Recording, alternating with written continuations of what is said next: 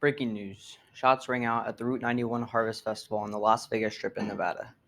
Many prayers and gatherings have begun as people are scared of what is next to come in the shooting investigation. In our news report tonight, we'll be discussing three main topics, one of which is the location and background of the shooter. The next is the preparation leading up to the attack. And lastly is the aftermath and the casualties of this massacre. The Las Vegas Strip is a stretch of Las Vegas Boulevard immediately south of the city of Las Vegas and in Clark County, Nevada. This strip is well known for its casinos and resort hotels, including the 43-story Mandalay Bay. The Las Vegas Village, an approximate 15-acre lot, primarily used for outdoor events, is located diagonally across the intersection to the northeast. This venue held the annual Route 91 Harvest Festival with over 22,000 attendees on the final day. Now, you might all be wondering, who was the murderer? His name was Stephen Paddock. Stephen Paddock was a 64-year-old former auditor and real estate businessman living 80 miles northeast of Las Vegas in a retirement community in Mesquite, Nevada. He was big into gambling and has also been divorced twice, while also being the son of Benjamin Paddock. He was a former bank robber and was also on the FBI's most wanted list between 1969 and 1977. Stephen Paddock, however, was the real cold-blooded killer. According to the Washington Post, he was a retiree with no real criminal history and no known affiliations with terror groups. Many people are speculating as to why this certain person would do such a horrific thing. Horrific enough, this was how he planned it. Stephen Paddock checked into the Mandalay Bay on September 25th and remained in a different room before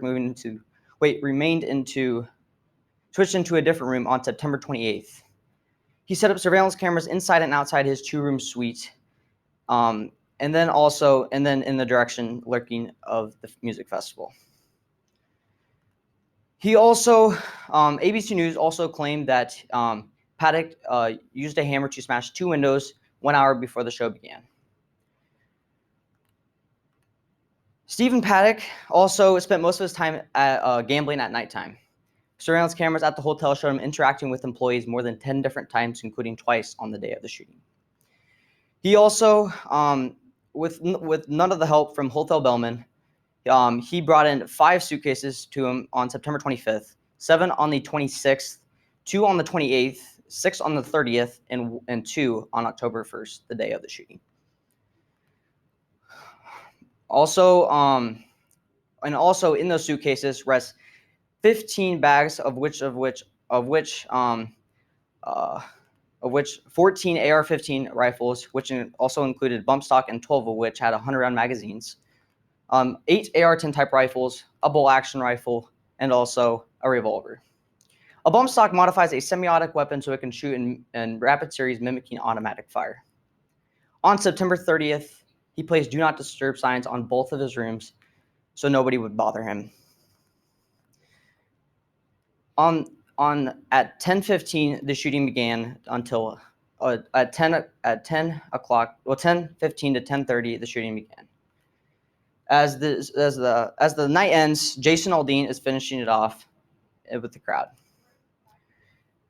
Also, ABC News also claimed that Open Door sent a hotel security guard, Jesus Campos, to investigate the floor.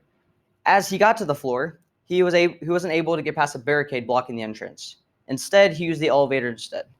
As he got into the elevator, he was walking through the hallway and also noticed that Stephen Paddock was shooting through the door, and Jesus Campos was shot in the leg through the door.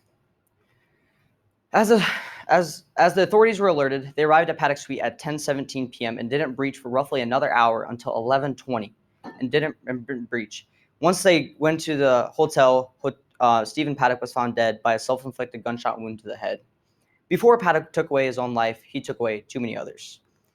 History.com confirmed that Paddock killed 58 people and wounded more than 800. Even though the shooting only lasted for 10 minutes, the death and injury toll made this massacre one of the most deadliest shootings in U.S. history at the time of the attack.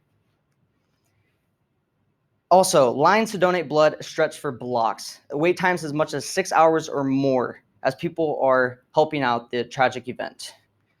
800 units were also donated to local families during this time in honor to help out each other. Even the American Red Cross reported a 53% increase in blood donations 2 days after the shooting. Also, money also was donated to help families and their victims during this time, as people really needed it the most. On October 7th, 2 days after, right on the morning after the shooting, October 7th was the day that people began to help each other and formed a prayer walk and ceremony. And then also on November 12th, on November 12th, people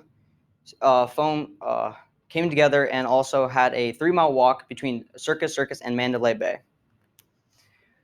On October 15th, this was the day that people